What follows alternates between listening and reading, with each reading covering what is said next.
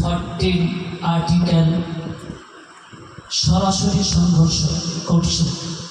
শুধু তাই নয়, সংবিধানের 26, 27, 28, 29, 30 এই আর্টিকেলগুলো সরাসরি সাংঘর্ষিক। এই বিলটি নিয়ে আসার কারণ কি? এই বিলটি নিয়ে আসার মূল কারণ হচ্ছে ভারতবর্ষের মুসলমানদেরকে তাদের ধর্মীয় স্বাধীনতা ছিনিয়ে নেওয়া, তাদেরকে দ্বিতীয় শ্রেণীর নাগরিক করে রাখা। অতএব আমাদের মূল পরিচয় হচ্ছে আমাদের ভারতবর্ষের আইডেন্টিটি নয়। ভালো করে আমাদের জানা উচিত, আমাদের আধার কার্ড নয়, আমাদের ভোটার কার্ড নয়, আমাদের রেশন কার্ড নয়। আমাদের মূল আইডেন্টিটি হচ্ছে আমাদের মসজিদ, আমাদের মাদ্রাসা, আমাদের খানকা, আমাদের ঈদগাহ, আমাদের দরগাহ, আমাদের ধর্মীয় যেগুলো সামনে রেখে আমরা ধর্মকে পালন করি। এই স্থাপনাগুলোই হচ্ছে আমাদের মূল পরিচয়, মূল আইডেন্টিটি। এই স্থাপনাগুলিকে, আমাদের আইডেন্টিটিকে শেষ করে দিলেই ভারতবর্ষের মুসলমানকে শেষ করে দেওয়া। আপনারা জানেন, শুধু ভারতবর্ষ নয়, গোটা বিশ্ব জুড়ে ইসলাম বিদ্বেষী শক্তি তারা সর্বোচ্চ নেতৃত্বের আসনে আসীন হয়ে গোটা পৃথিবী জুড়ে একটা সন্ত্রাসের তাণ্ডব লীলা তারা চালাচ্ছে। তারা সন্ত্রাস দমনের নামে গোটা পৃথিবীর মুসলমানদেরকে সন্ত্রাসী হিসাবে তারা পৃথিবীর মানুষের সামনে নিয়ে আসছে যে মুসলমানেরা সন্ত্রাসী, মুসলমানেরা আতঙ্কবাদী, মুসলমানেরা জঙ্গি। আসল মুসলমানেরা জঙ্গি এবং আতঙ্কবাদী এবং সন্ত্রাসী নয়। এটা যারা আমাদের উপরে সন্ত্রাসীর তকমা লাগাচ্ছে তারাই খুব ভালো করে জানে। কেননা মুসলমান এমন একটা সম্প্রদায়, এমন একটা জাতি, এমন একটা উম্মত যে মিল্লাতের জন্য গোটা পৃথিবী আজ টিকে আছে। যেদিন উম্মতে মুহাম্মাদি থাকবে না, সেদিন কিয়ামত অনুষ্ঠিত হবে।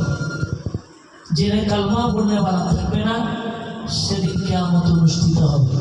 আপনারা জানেন, বর্ণ বৈষম্য রোগে আক্রান্ত রোগীরা ভারতবর্ষের মসনদের আসনে আসীন হয়েছে।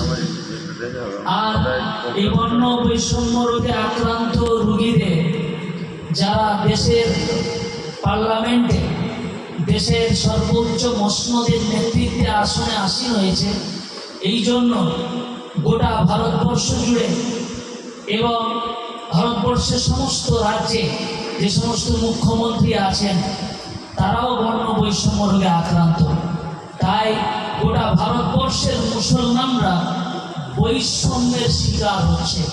সেটা স্কুল থেকে নিয়ে আদালত পর্যন্ত, গৃহ থেকে নিয়ে ঈদগাহ ইবাদতগাহ পর্যন্ত, বাজার থেকে নিয়ে রণাঙ্গন পর্যন্ত, এমনকি সুপ্রিম কোর্ট পর্যন্ত, রাজ্যসভা লোকসভা পর্যন্ত সর্ব জায়গায় আমরা বৈষম্যের শিকার। আপনি বাজার করতে যাবেন, সেখানেও আপনাকে বৈষম্যের শিকার হতে হচ্ছে।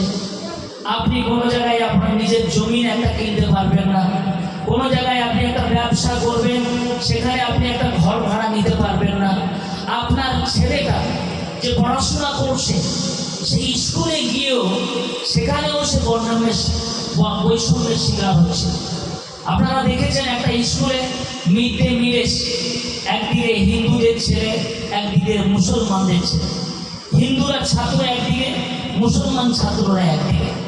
এই একই টেবিলে তারা বই রাখছে, একই বেঞ্চে বসছে, পাশাপাশি আব্দুল সাত্তার, আব্দুল খালেক, আবার তার পাশে আপনার রবীন্দ্র, তার পাশে সামন্ত, একই টেবিলে বই রেখে একই বেঞ্চে বসে একই শিক্ষকের মাধ্যমে তারা শিক্ষা গ্রহণ করছে, কিন্তু যখন তারা মিড ডে মিল খাচ্ছে তখন দেখা যাচ্ছে তারা বর্ণ বৈষম্যের শিকার হচ্ছে। আমরা শুধু এখানে নয়, চাকরির ক্ষেত্রেও আপনারা জানেন এসএসসি পরীক্ষার বিজ্ঞপ্তি জারি হয়েছে, সেখানে টোটাল ওবিসিটাকে বাদ দেওয়া হচ্ছে। ওবিসি এ থেকে কোনো কাউকে নেওয়া হবে না, তারা পরীক্ষায় বসতে পারবে না। তার মানে কি, আমরা চাকরির ক্ষেত্রেও বৈষম্যের শিকার। মাদ্রাসা তো চলে যাবে, মসজিদ তো চলে যাবে, খানকা থাকবে না, দরগা থাকবে না, ঈদগাহ থাকবে না। আপনারা জেনেছেন যে সুপ্রিম কোর্টে চ্যালেঞ্জ চলছে, তারপরেও পোর্টাল উম্মিদ চালু করেছে কেন্দ্র সরকার, যেটা খুবই ভয়ানক, যেটা আর্টিকেল 84 কে লঙ্ঘন করছে।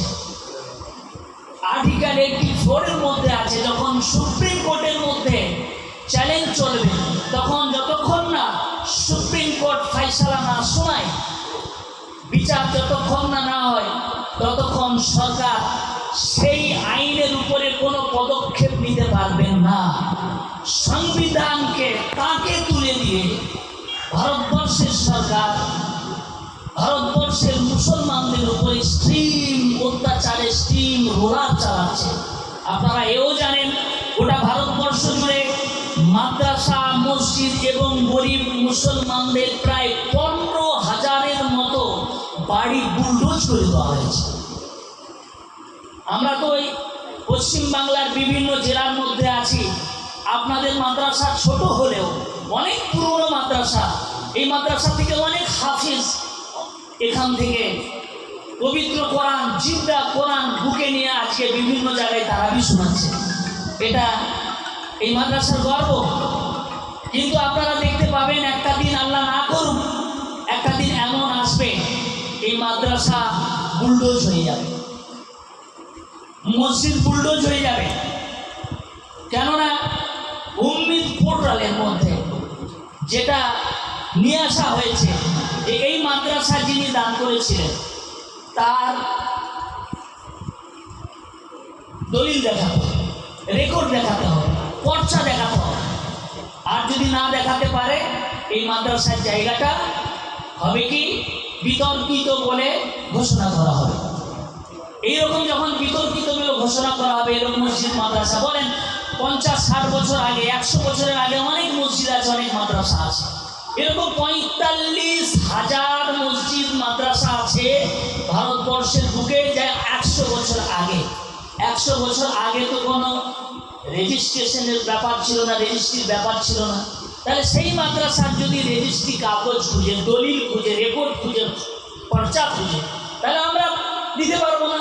যখনই দিতে পারবো না, তখন ওই মাদ্রাসা, ওই খানকা, ওই ঈদগাহ, ওই দরগা, ওই কবরস্থান, ওগুলো সব বিতর্কিত ঘোষণা হবে।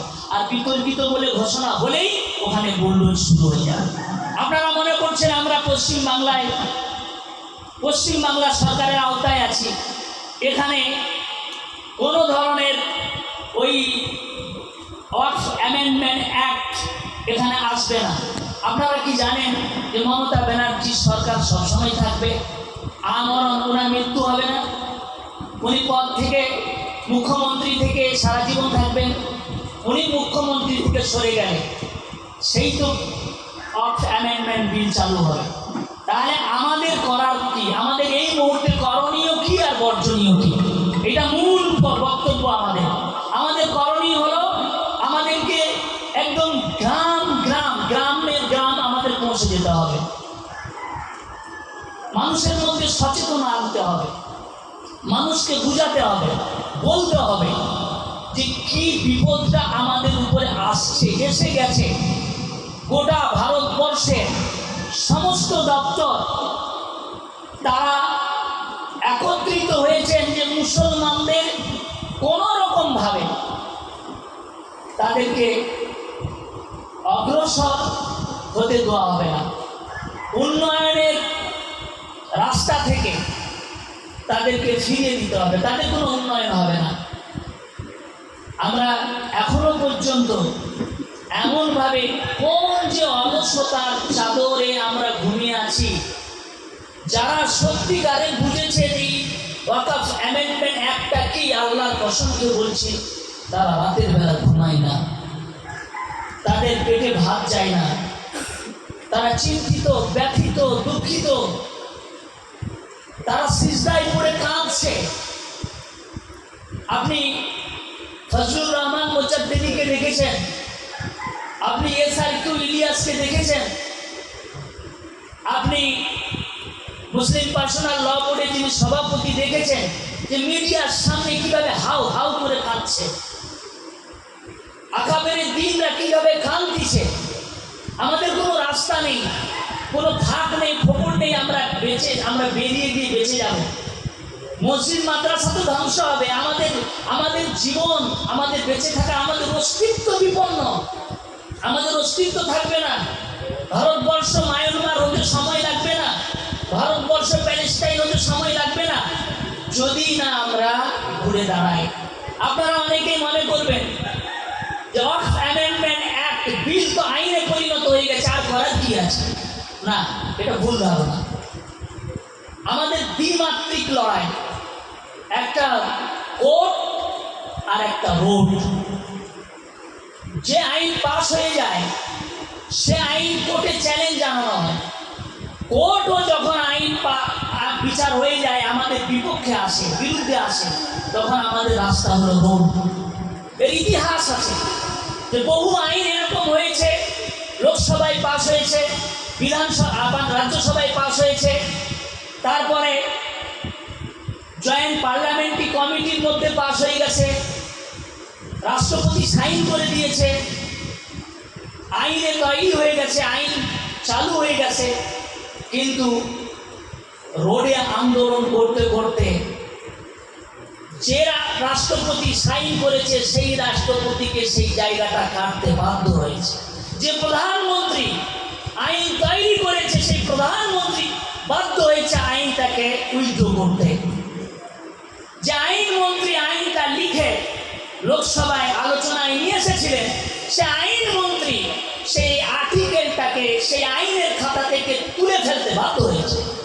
আমরা দেখেছি যখন কৃষকদের উপরে একটা আইন চাপিয়ে দেওয়া হলো, ভারতবর্ষের গোটা ভারতবর্ষে কৃষকের উপরে আইন চাপিয়ে দেওয়া হলো, কিন্তু মাত্র দুইটা রাজ্য, একটা হরিয়ানা, একটা পাঞ্জাব, এটা কৃষি প্রধান রাজ্য। এই রাজ্য দুটির কৃষকরা তারা তাদের ইমানের উপরে এত অটল, বিশ্বাসের উপরে এত অটল, নিজের প্রতি বিশ্বাস, নিজের আন্দোলনের প্রতি বিশ্বাস, নিজের প্রতিবাদের কর্মসূচির উপরে এত বিশ্বাস, তারা করলো কি, এই সরকারের বিরুদ্ধে আন্দোলন করলো 14 মাস ধরে। ট্রাক্টরের উপরে ঘর বানিয়ে দিল, ট্রাক্টরের উপরে লাঞ্চ, ট্রাক্টরের উপরে ডিনার, ট্রাক্টরের উপরে রাতের ঘুমানো, বাড়ি ঘর ছেড়ে দিয়েছে, রুডে এসে পড়ে আছে 14 মাস। 750 কৃষক শহীদ হয়েছে ঠিকই, কিন্তু যে সরকার আইন পাস করেছিল, অর্থাৎ আইন পাস করে থুতু ফেলে দিয়েছিল, সেই সরকারের আন্দোলনের তীব্রতার মাধ্যমে এই নরেন্দ্র মোদী, অমিত শাহ ঘাত ধরে সেই ফেলে দেওয়া থুতু চাটাতে বাধ্য হয়েছে। আর আমরা যদি, আর সেই কৃষকরা কত অল্প সংখ্যক, তারা যদি এত বড় কারনামা করতে পারে, এত বড় একটা ইতিহাস করতে পারে, তাদের কি দুনিয়ার কিছু উন্নয়নের জন্য, দুনিয়ার কিছু কৃষকদের কিছু লাভের জন্য? আমাদের তো আখিরাতের বিষয়, আমাদের তো মসজিদ চলে যাবে, আমাদের তো মাদ্রাসা চলে যাবে, আমাদের তো খানকা চলে যাবে। এই যে অরিজিনাল কোরআনের ফ্যাক্টরি, এই হাফেজি মাদ্রাসা, এটা হচ্ছে কোরআনের ফ্যাক্টরি, জীবন্ত কোরআনের ফ্যাক্টরি। এটা এই জীবন্ত কোরআনের ফ্যাক্টরিতে তালাবন্ধ হয়ে যাবে। আমাদের কবর থেকে লাশগুলো তুলে তুলে বুলডোজার করে তুলে ছেড়ে দেওয়া হচ্ছে, কিন্তু কোন যে অলসতার চাদর আমাদেরকে ঢেকে রাখছে, সে অলসতার মধ্য থেকে আমরা বেরিয়ে আসতে পারছি না। আমরা কেউ তৃণমূলের নেতা, কেউ সিপিএমের মুসলমান, কেউ কংগ্রেসের মুসলমান, কেউ আমরা ফুরফুরার মুসলমান, কেউ তবলিগ জামাতের মুসলমান, কেউ জমিয়তের মুসলমান, কেউ জামাত ইসলামের মুসলমান। আমরা দলে দলে দলে দলে ভাগ হয়ে গেছি। আর যখনই দলে দলে দলে দলে আমরা ভাগ হয়ে যাব, তখন ইসলাম বিদ্বেষী শক্তি আমাদের উপরে হ্যাভি হয়ে যাবে। একটা ছোট্ট বাচ্চা, মাদ্রাসার ছোট্ট বাচ্চাকে একটা সরু যদি একটা কঞ্চি দেওয়া যায়, সহজেই ফেলে দিতে পারে। কিন্তু এখানে একটা স্বাস্থ্যবান, হৃষ্টপুষ্ট, সুঠাম দেহের সুপুরুষ এরকম একটি ব্যক্তিকে ওই রকম যদি ছোট সরু কঞ্চি 10টা দেওয়া যায়, সে কিন্তু ওই অনেকগুলো সরু কঞ্চিকে এসে ভাঙতে পারবে না, কেননা ঐক্যবদ্ধ। কোরআনুল কারীমের মধ্যে একটি আয়াত এসেছে, কান্নাহু বুনিয়ানুম মারসুস। রাসূল করিম সাল্লাল্লাহু তাআলা আলাইহি সাল্লামের সাহাবাগণ তারা সীসা ঢালা প্রাচীরের ন্যায় ঐক্যবদ্ধ ছিলেন। আমাদেরকে এটাই আমল করতে হবে। সীসা ঢালা প্রাচীরের ন্যায় ঐক্যবদ্ধ মানে তারা এমন ঐক্যবদ্ধ ছিল, সীসা ঢালা প্রাচীর যেরকম ভেদ করে কোনো শক্তি প্রবেশ করতে পারবে না, সেই রকম আমাদের ঐক্যবদ্ধতা এমন হতে হবে, কোন ইসলাম বিদ্বেষী শক্তি আমাদের ঐক্য ভেদ করে আমাদের ভিতরে ঢুকে আমাদেরকে বিভাজন করতে পারবে না। আমাদের সে ঐক্য দরকার। আপনারা জানেন মুসলিম পার্সোনাল ল বোর্ড, এই ল বোর্ডের মধ্যে 37টা সংগঠন যুক্ত হয়েছে। এই 37টা সংগঠনের মধ্যে অল ইন্ডিয়া তৌহিদি জনতাও আছে, ঐক্যতানও আছে, জমিয়ত আছে, জামাত ইসলামী হিন্দ আছে, ফুরফুরা শরীফের আবার সানাউল্লাহ সিদ্দিকী, সৌবান সিদ্দিকী, মেহরাব সিদ্দিকী, উজাইর সিদ্দিকী, এই নামগুলো আপনারা শুনছেন। এনারা দরবার ছেড়ে রাস্তায় এসেছেন কেন? মসজিদ মাদ্রাসা বাঁচানোর জন্য, আমাদের অস্তিত্ব বাঁচানোর জন্য। আজকে আপনারা দেখছেন তৌহিদি জনতার রাজ্য নেতৃত্ব ব্যাঙ্গালোর থেকে এসেছে। কেন? আমরা এখানে শিডিউল তৈরি করেছি। আমরা 26টা জেলার মধ্যে প্রতি সপ্তাহ, মানে 26টা সপ্তাহে 26টা জেলা আমরা ইনশাআল্লাহ কমপ্লিট করব। 26টা জেলায় আমরা সম্মেলন করবো ইনশাআল্লাহ। আজকে হয়তো এখানে উপস্থিতি কম, আমরা তো এইভাবে ডাকলে তো প্রচুর লোক আসতো, কিন্তু আমরা ডেকেছি কাদের? যারা সমাজ ব্যবস্থার সঙ্গে অতপ্রতভাবে জড়িত, যারা ডাইরেক্ট মানুষের সঙ্গে যাদের সংযোগ আছে। তারা কারা? তারা হচ্ছে কোনো ক্লাবের প্রতিনিধি, তারা মাদ্রাসার সেক্রেটারি, কেশিয়ার, কোষাধ্যক্ষ, তারা আলেম ওলামা। তারা কারা? তারা হচ্ছে বক্তা জগতের মানুষ, তারা ডাক্তার, মাস্টার, ইঞ্জিনিয়ার, প্রফেসর, কৃষিজীবী, শ্রমজীবী, আইনজীবী, শিক্ষাজীবী, এই ধরনের বুদ্ধিজীবী লোকদেরকে আমরা ডেকেছিলাম। কিন্তু দুঃখের বিষয়, প্রাকৃতিক দুর্যোগের কারণে তারা আমাদের সামনে উপস্থিত হতে পারেনি। কিন্তু আগামী দিনে আমাদের এই 26টা জেলা কমপ্লিট হয়ে যাবার পর ইনশাআল্লাহ আমরা দক্ষিণ 24 পরগনা বড় জেলা, এটাকে 3 জনে আমরা ভাগ করব। আমরা যখন লেটার দিলাম তখন সেই ক্যানিংয়ের অনেক দূর, সেই বাসন্তী, ঝড়খালি, বদখালি লাইনের লোকগুলো বলছে, হুজুর এক কনে হয়ে যাচ্ছে, এই জায়গাটাকে 3 জনে ভাগ করলে 3 জন, তাহলে আমাদের উপস্থিত হতে সুবিধা হবে। একটা ক্যানিং এলাকায় হবে, একটা এই মন্দির বাজার এলাকায় হবে, আর একটা ওই আপনার বজবজ লাইনে হবে। তাহলে আমরা এই 3টা জোন তৈরি করে যদি আমরা সম্মেলন করি, তাহলে দূরের মানুষের সুবিধা হবে, তাদের এলাকায় করলে তারা উপস্থিত হতে হবে। আপনারা জানেন আমরা নিজেদের কাজের জন্য সব কিছু ত্যাগ করে আমরা সেই কাজের জন্য এগিয়ে যাই। আর মসজিদটা কি আমার নিজের কাজ না? মাদ্রাসাটা কি আমার নিজের কাজ না? আমাদের আব্বা মা যে কবরটায় শুয়ে আছে, ওই কবরটাই তুলে আমাদের আব্বা মাকে তুলে ফেলে দেওয়া হবে। আপনি আমি মরে যাবার পর আমাদেরকে যে আবার কবর দেওয়া হবে, এই কবর দেওয়ার যে ব্যবস্থা যে থাকবে নিশ্চয়তা নেই। কেননা এরপরে আসছে UCC, uniform civil code. Uniform civil code তার পুরো খসড়া রেডি হয়ে গেছে। ঠিক এইটা নিয়ে আমরা উলঝে থাকবো, এইটা নিয়ে আমরা খুবই বিপদে থাকবো। ওই রকম মুহূর্তে ইউসিসি আনা হবে। ইউসিসি মানে এক দেশ এক আইন, মোদী সরকার একটি বক্তব্য দিতে গিয়ে বলছিলেন যে একটা ঘরের মধ্যে যদি 10 জন সদস্য থাকে আর সেই 10 জন সদস্যের জন্য 10টা যদি আইন হয়, এটা কেমন করে হতে পারে? আপনার বাড়িতে 10 জন লোক আছে, মায়ের জন্য আলাদা আইন, বাবার জন্য আলাদা আইন, স্ত্রীর জন্য আলাদা আইন, স্বামীর জন্য আলাদা আইন, মেয়ের জন্য আলাদা আইন, ছেলের জন্য আলাদা আইন, দাদুর জন্য আলাদা আইন, দাদিমার জন্য আলাদা আইন। এইরকম সকলের জন্য আলাদা যদি আইন হয়, তাহলে সংসার কি চলতে পারে? চলতে পারে না।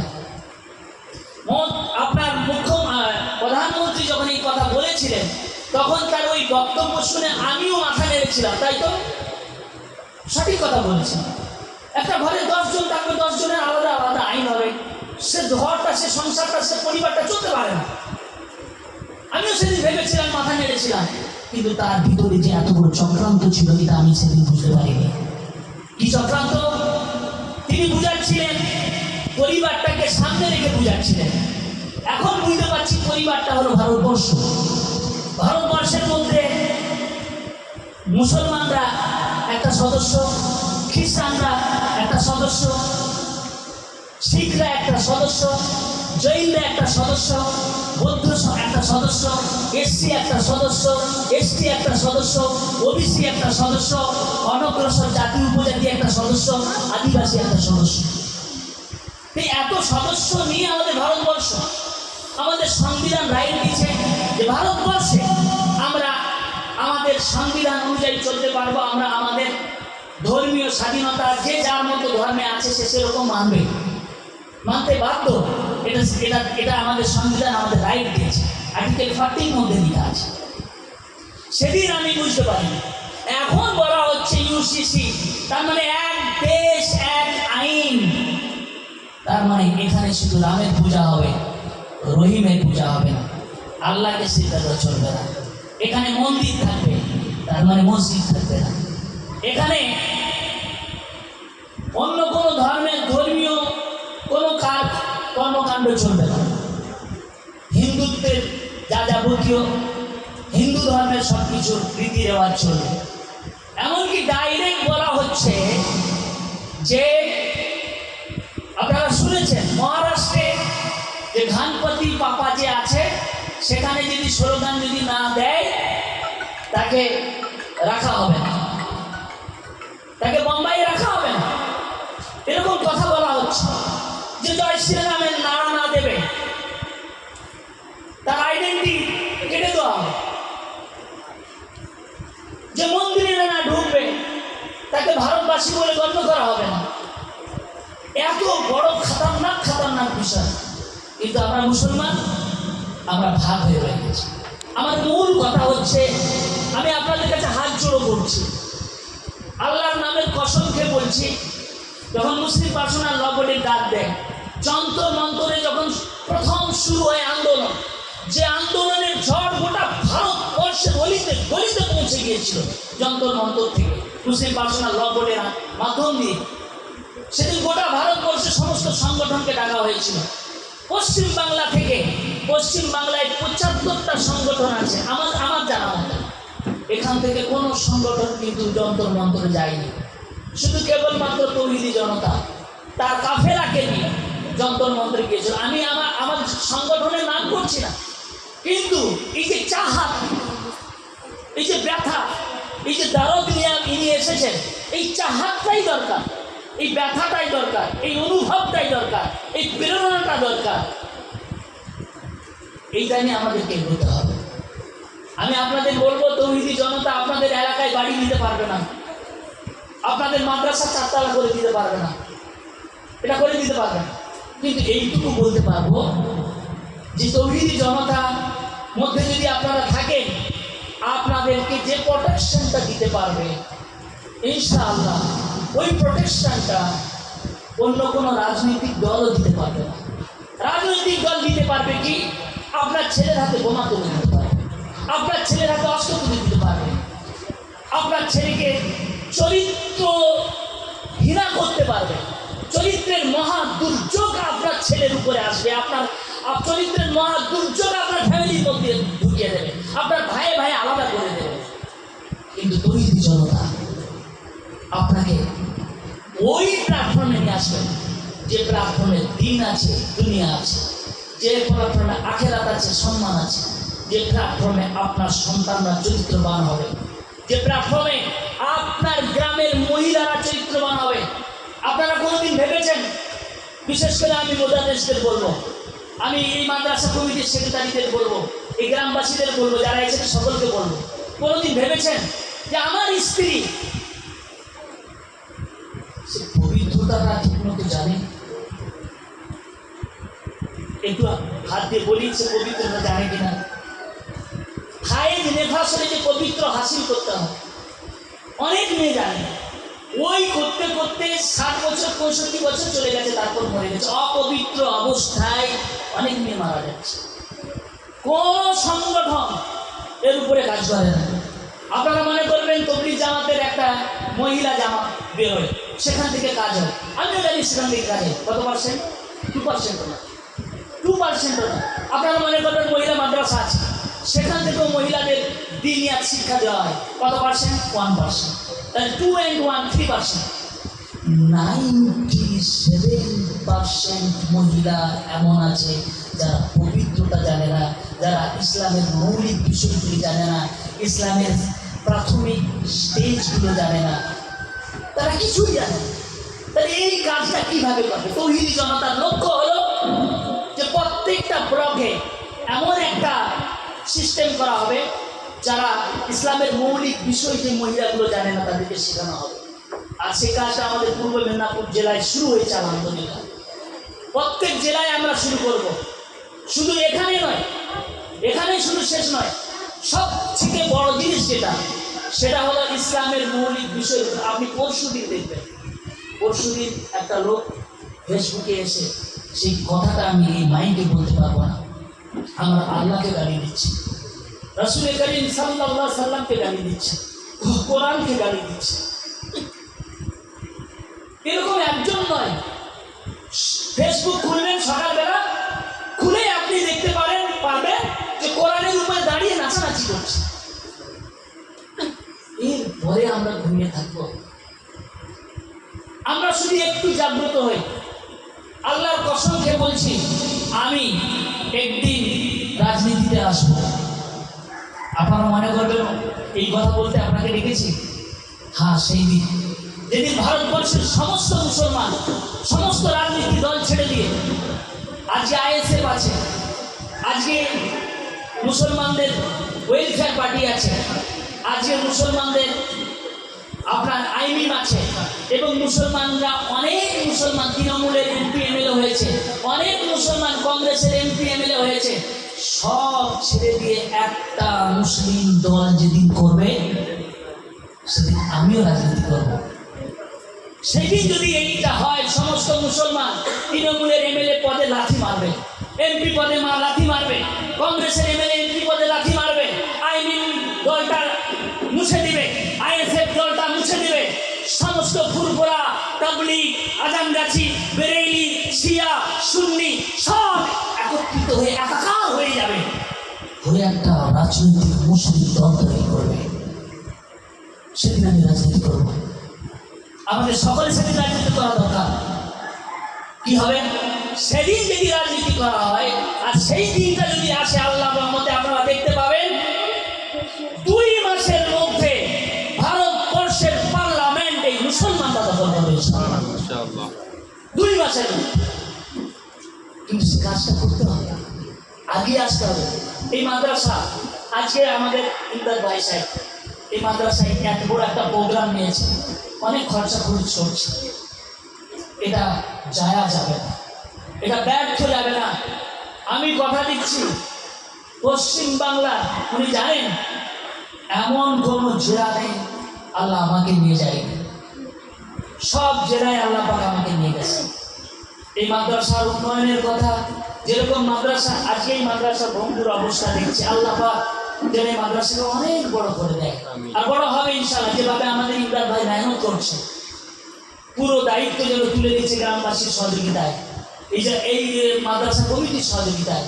একটা দিন আসবে এই মাদ্রাসা দক্ষিণ 24 পরগনার একটা বড় ভূমিকা নিভাবে।